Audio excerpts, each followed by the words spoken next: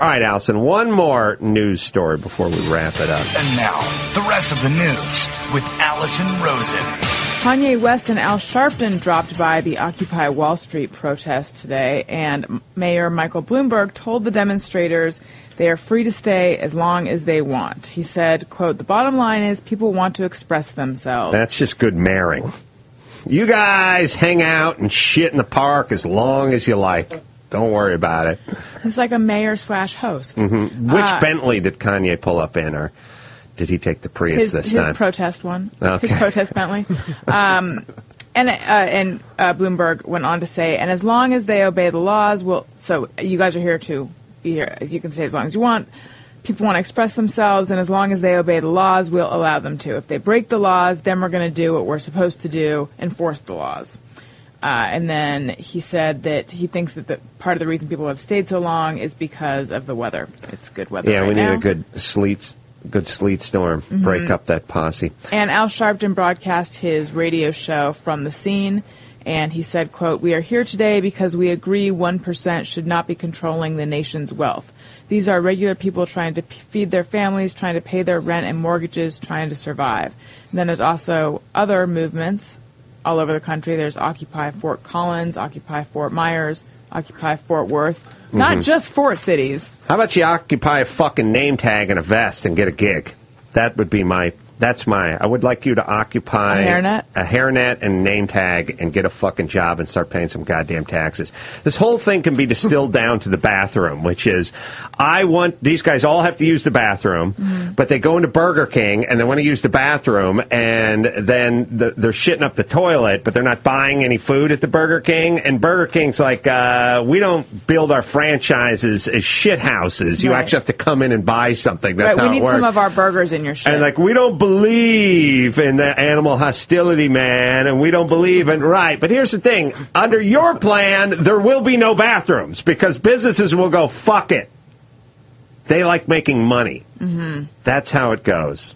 All right, Kanye. And New York Magazine... How many Bentleys does Kanye have? Really? And Al Sharpton? How many fucking fur coats does Al Sharpton have? Right. New York Magazine poked at the irony of West wearing gold chains to a demonstration that targets wealth inequality. Oh, no, he's got his beads out.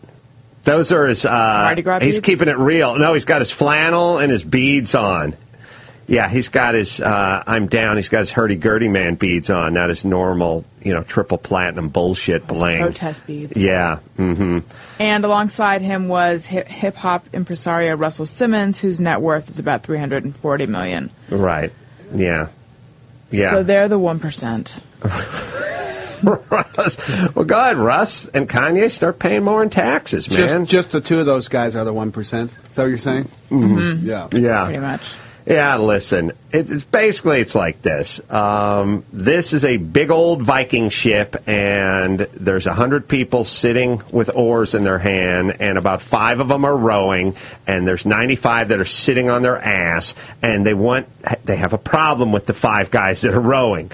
And my deal is, hey, Dick, pick up a fucking oar and shut the fuck up. And don't just dangle it in the water. Yes, at least lift it out of the water, because this is you dragging your oar, and I'm fucking the 5% who's paying my taxes and pushing the fucking oar. Tired of it. You want to do something, go do something. There's no better country in the world to do it than this country. But you can't figure it out, and you're frustrated. And here's the way it works. It's a pretty simple psychological equation. You cannot find a way to be successful in a country that makes it the easiest to become successful, and that is a shaming process. You can't get your online T-shirt business off the ground. You can't figure out a way to make 2 nickels. So instead of finding a mirror and figuring out why the fuck you're unsuccessful and why you can't achieve and why you're impotent, you turn on the government who shamed you by saying, here's your pittance to live off of. Now don't bother us. It is a shaming process that turns into hostility. Almost everyone who's on welfare is pissed off at the government. The people that pay 0 in taxes and receive $489 every 2 weeks from the government are much more pissed at the government than the people who pay $500,000 a year in taxes. How's that work? You'd think, wow, what's the irony there? Right. They're shamed. They've been shamed by the government. And so now they get together with like-minded people who are essentially unemployable or who don't choose to work hard at least, and they have this movement that a bunch of rich asshole, they don't just turn into rich hole guys, they come by and they pretend like they're part of this movement. They want nothing to do with it. Are you a rich hole? Yes. Russell Simmons has a fucking 32-bedroom castle. Like, I mean, that guy's crib is unfucking believable, and he married the worst person on the planet who did nothing. She's, Camora's like Imelda Marcos of the West. I mean, Jesus Christ. This guy's whole, he has temples to pray in, and it's bullshit. Give me a break. And Kanye West, Al Sharpton, by the way, who I saw, he still claims to want to brawl. He still claims his innocence and her innocence in that whole case. He's such a fucking blowhard that he literally he apologized about all the things from the past, but he still claims that he's right on that one. He's a sack of shit. All right, but anyway.